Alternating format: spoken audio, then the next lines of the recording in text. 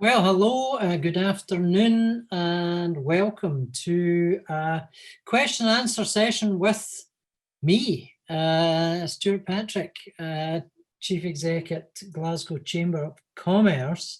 Apologies, first of all, for messing around with the timings today. We had said originally that we would start earlier. I think it was about 3 o'clock we were meant to start. But of course, that coincided almost exactly with the First Minister's announcements about what changes were going to have to be made to reflect current circumstances. And we felt that both you and certainly we would need to see, or would want to see, what the First Minister was saying. So we now have that. And needless to say, I'm going to comment on that up front, but I was planning to give a bit of an introductory statement, if you like, on all the issues that we are tackling at the moment. It feels as if this is Groundhog Day and that we are returning to so much of the territory that we were covering 6 months ago. It's not quite, but boy, it just feels like the relentless drive of this whole crisis is giving us a limited amount of let-up. So what I was going to talk a little bit about today was, first of all, a bit of a reaction to what the First Minister has now announced, and the positioning that both ourselves and the wider Scottish Chambers network have taken to what has been announced today. A little bit about the interactions we're having with British Chambers of Commerce around especially the Treasury's current winter economy plan, which would include the job support scheme, loans, rescheduling, etc. And then a little bit more on the local level around the Glasgow Economic Recovery Group Action Plan, with a particular nod to the city centre to kickstart. And I'll tack on a little at the end to respond to the notion that Brexit's final transition is yet to be fully accommodated. So I thought I'd cover that kind of ground, but of course we can cover a lot more in the discussion afterwards. First of all, this afternoon we heard from the First Minister about her proposals, or not her proposals, or actions to restrict the increasing case rates that we are seeing, especially across central Scotland. And I suppose the headline message in this is a particularly gloomy one for the hospitality sector, insofar as all bars and restaurants, licensed premises essentially across the central belt are effectively closed for 2 weeks as of Friday at 6 p.m. And we've already been getting reaction to that from some of the members in that sector, as you might imagine. An announcement was made about that £40 million would be allocated from the Scottish Government to provide some business support, but we weren't given, because I don't think it's there yet, the detail of how that support would be given, what sort of form it would be in, who would be eligible, etc. The First Minister making it clear that there was still consultation to be done to clarify how that 40 million would be used. I guess the overall discussion prior to this that suggested that a lockdown was imminent, and that indeed perhaps even quite severe local lockdowns were imminent. It's getting closer and closer to looking like that anyway, with the constraints on going to other people's households, and now the closing down of pretty much most of the facilities where you can actually meet with someone. You can still meet with someone in a cafe, it would seem, if it's not a licensed cafe, up to about 6 o'clock. And of course, this doesn't apply across the whole of Scotland. There are some restrictions across the whole of Scotland, but the really painful ones are happening in Central Belt Scotland, from Ayrshire right through to Lothian. Our reaction to this has been pretty negative, as you might imagine. We are essentially saying, first and foremost, that not dissimilar to the discussion about the curfew, the evidence for the hospitality industry causing an upsurge in cases is not there and hasn't been published if it is there. And the comments being made by the Scottish Government that are backing up the statements they're making today says that it might be there. It's possible, could be that hospitality will be a serious cause of case increases. But at this stage, the evidence is not there. Equally, we're concerned that the approach to this doesn't give us any sense of what happens next. So we close down for 2 weeks. I think we heard Jason Leach saying earlier in the week, if we close down for 2 weeks, it'll buy us 28 days. Well, what does that lead to then after 28 days? What is the strategy after that? The approach, I think Scottish Chambers of Commerce have essentially said quite bluntly that we can't be going on a strategy that is simply switches on and off sections of the economy as if it's a light switch. The damage that's done isn't just for the 2 weeks, it's the confidence damage that then affects demand after those 2 weeks, and the extent to which some of the businesses that are being allowed to stay open in the hospitality industry outside the Central Belt are being told to operate within 6 a.m. to 6 p.m. It becomes increasingly difficult to make that stack up financially. So I would have said the hospitality industry is in a very serious place as a consequence of the decisions made today. So we understood that if we're going to make decisions based on evidence, it has to be clear that workplaces, and that includes hospitality businesses, are the cause. And equally then we were being told that test and trace was going to be the solution to keeping the economy open as much as possible. And it's patently obvious that test and trace is not working at the levels that were originally intended. This was something that had been discussed at least 5 months ago. We feel that we are getting to the point now where there is enough time to get systems in place and to get solutions to good operation of businesses. It is happening in other parts of the world. We're increasingly asking why it's not happening here. We are then also saying about local lockdown support more generally, because this in essence is a local lockdown in a UK context, that the current provision at a UK level is insufficient. I think it's about £1,500 per business affected. We are going to have to be increasing our interaction with British Chambers of Commerce around negotiations with the Treasury for a much more thoughtful package of support for businesses directly affected by local lockdowns. And that includes businesses that are still closed, that weren't even allowed to open, like nightclubs and concert venues and other businesses like that.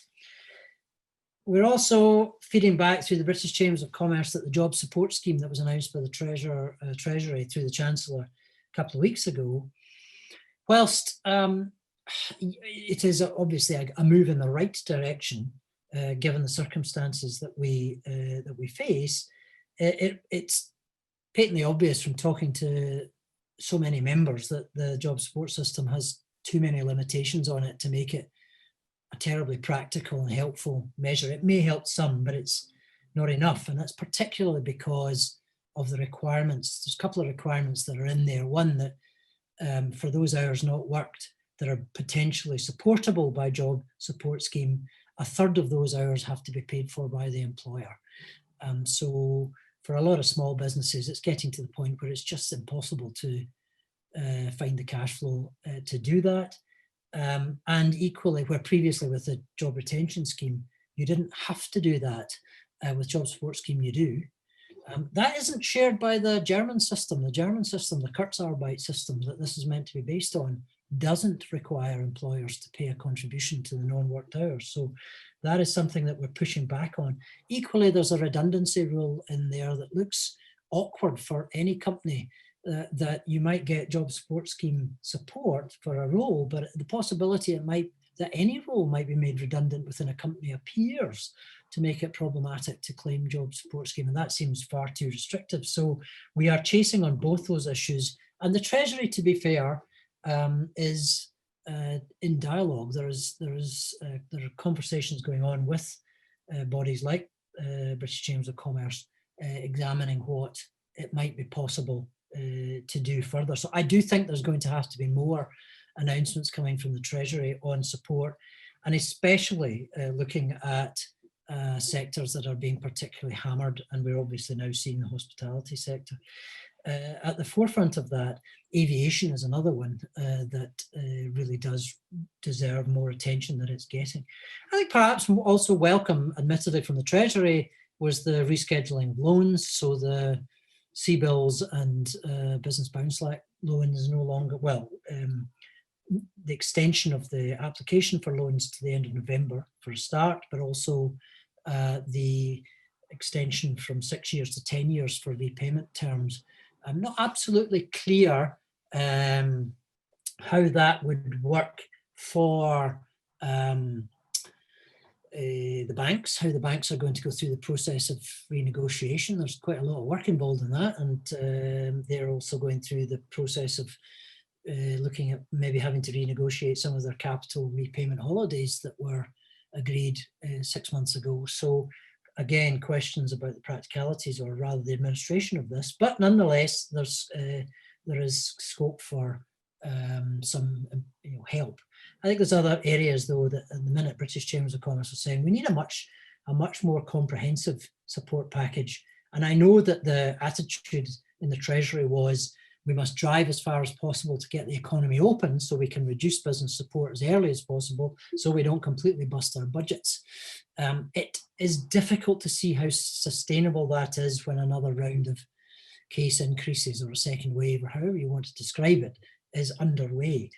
So we are pushing both the British Chambers of Commerce and the Scottish Chambers of Commerce that governments are going to have to look again at business support packages in the ways that I've just described. At the local level, we had put in quite a lot of effort over the last few months on a Glasgow local economic recovery plan. And I can mention a few elements of that, all of which are complicated by further lockdowns and further restrictions. Perhaps the most highly contentious but important element was the positioning on the city centre, where I think originally the recovery plan assumed that we were going to be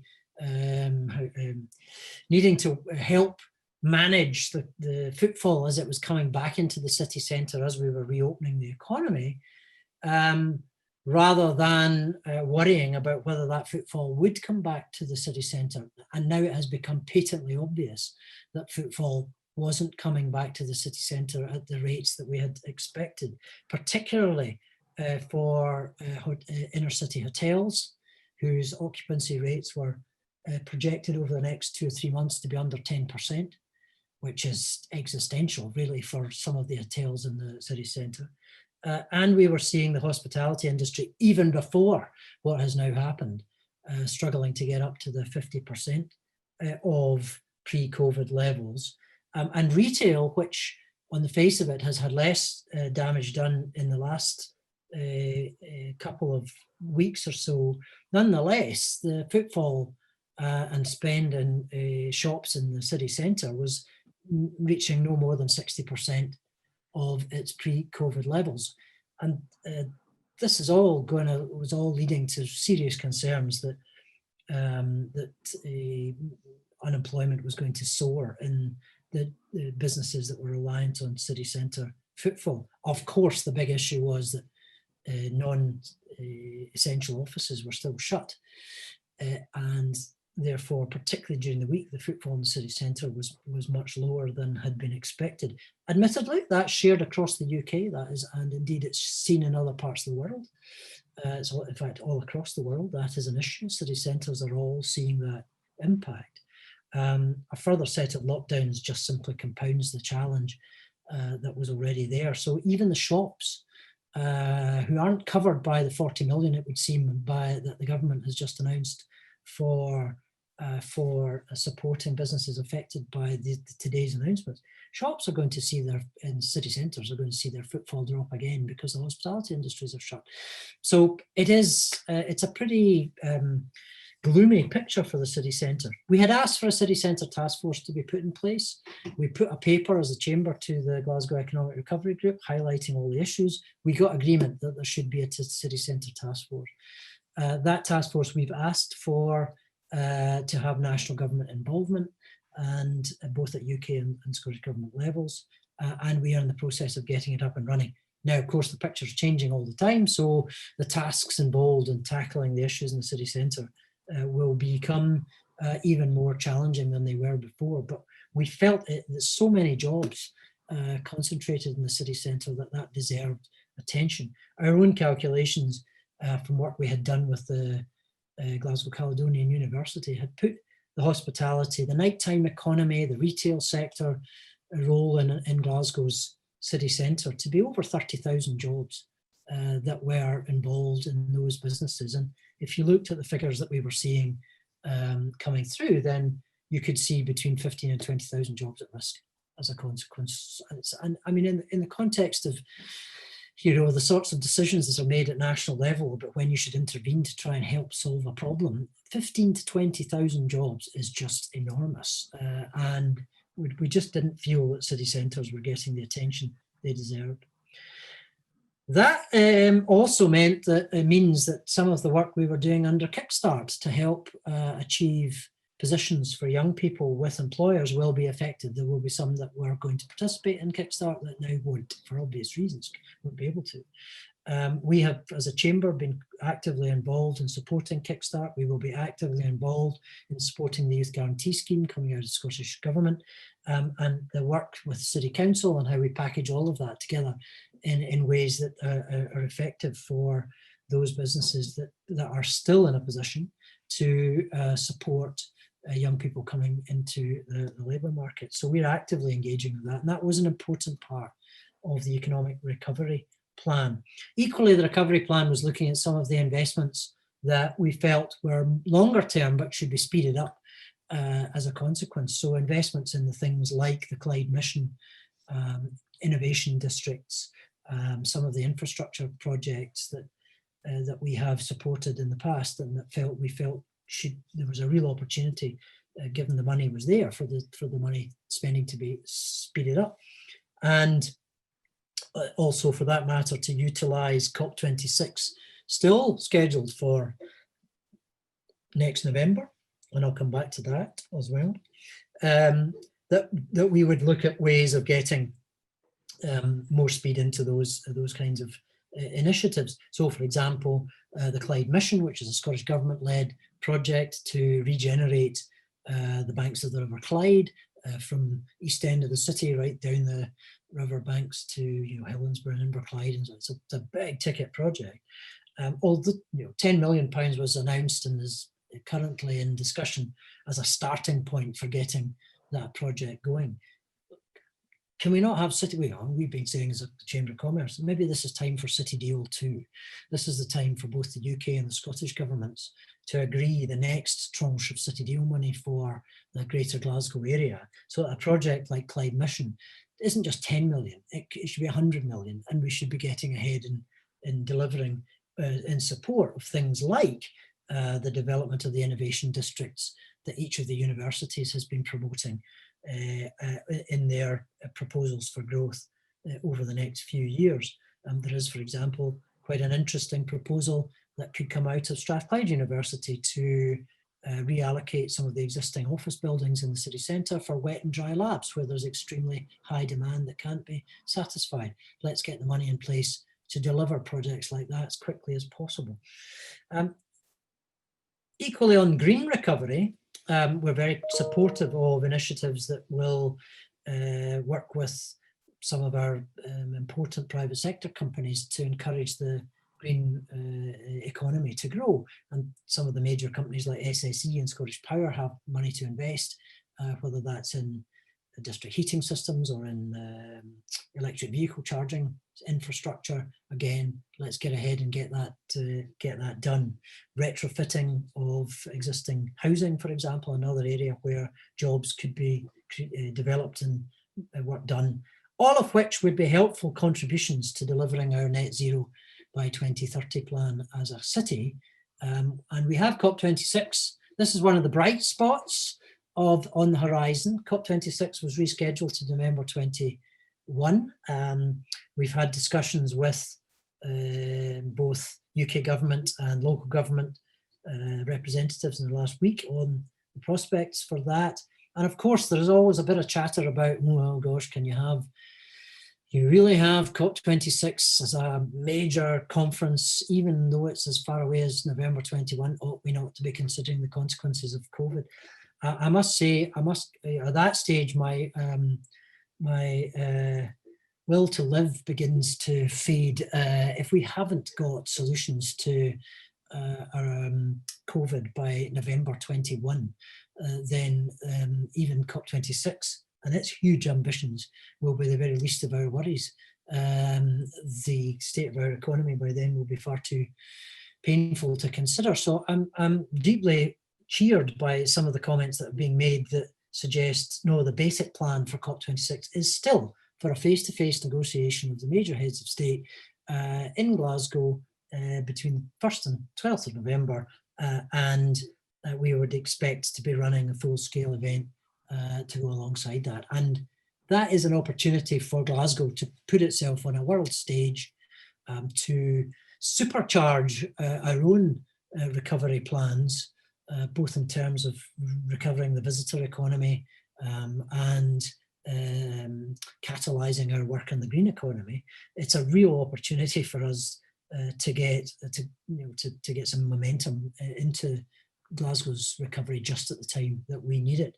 So that all of that's in the Glasgow Economic Recovery Group plan. We have another meeting of the Glasgow Economic Recovery Group, which has about 20 folks on it from business, from academic life and from government, to consider where we are with the plan and what needs to happen next.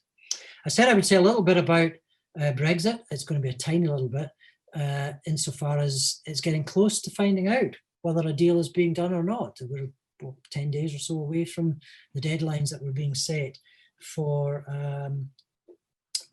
whether that was going to happen or not. We're obviously keen that it does.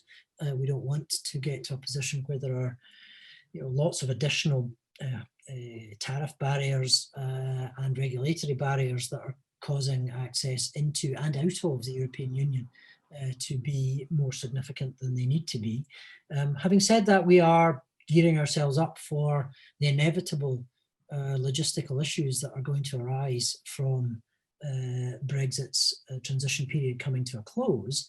Notably, we are investing ourselves as a chamber in our capacity to deliver on customs documentation, both for exports and imports. So both our existing our team is being trained up for that in order to be able to cope with the increase in demand that there will be. And certainly we'd be encouraging folks who do both exporting and importing from Europe to be thinking about, if you're not already, I'm sure most of you will have done, about what the logistical issues are likely to be. I think I'll stop at that. That was a good 20 odd minutes of thoughts. I think I'll leave it at that and hand it over to you for